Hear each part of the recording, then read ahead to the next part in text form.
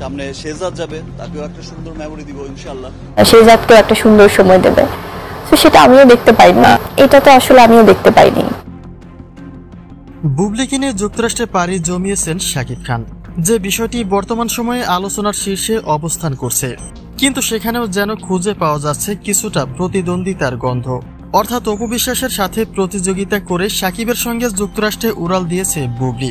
শাকিবকে pressure create করে তিনি তার যাত্রা সফল করেছেন, এমনকি সকল দিকে অপু বিশ্বাসকে পেছনে ফেলে রাখাটাই বুবলির মূল লক্ষ্য। কিন্তু এসব আলোচনার সমালোচনার যৌক্তিকতা ঠিক কতটুকু, কিংবা এর বাস্তব সত্যতাই বা কতখানি, তা জানতে সম্পূর্ণ ভিডিওটি দেখে সঙ্গী থাকুন। গেল বছরে যুক্তরাষ্ট্রের মাটিতে অপু বিশ্বাস এবং আব্রাহাম খান জয়ের পাশে দেখা গিয়েছিল শাকিব খানকে। বিষয়টি তাদের পরিকল্পিত হলেও জানাজানি হবার আগে সবটাই তারা গোপন করে রেখেছিলেন। তবে ভ্রমণ শেষ করে দেশে ফিরে শাকিব জানিয়েছিল জয়ের মতো করে বীরকেও তিনি সময় দেবেন, কেননা সন্তানের জন্য সবকিছুতে প্রস্তুত তিনি। তবে শাকিব যখন এই কথাগুলি বলেছিলেন, তখন বুবলির সাথে তার দাকুমড়োর সম্পর্ক।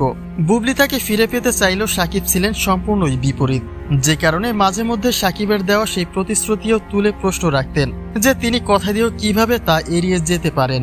বীরকে নিয়ে কেন তিনি যুক্তরাষ্ট্র ভ্রমণ করলেন না, শেহজাদকে একটা সুন্দর সময় দেবে, এটা তো আসলে আমিও দেখতে পাইনি। বুবলির এই কথাগুলির মধ্য দিয়ে বরাবরই বাজে ব্যক্তিত্ব প্রকাশ পেয়েছে শাকিবের, কেননা জয় এবং বীর দুজনেই তো শাকিবের সন্তান। তাহলে দুজনের ক্ষেত্রে দুচোখ কেন করবেন কিং খান? তবে বর্তমান সময়ে অপু বিশ্বাসের সাথে বুবলির প্রতিদ্বন্দ্বিতার পরিমাণ কয়েকগুণ বৃদ্ধি পেয়েছে।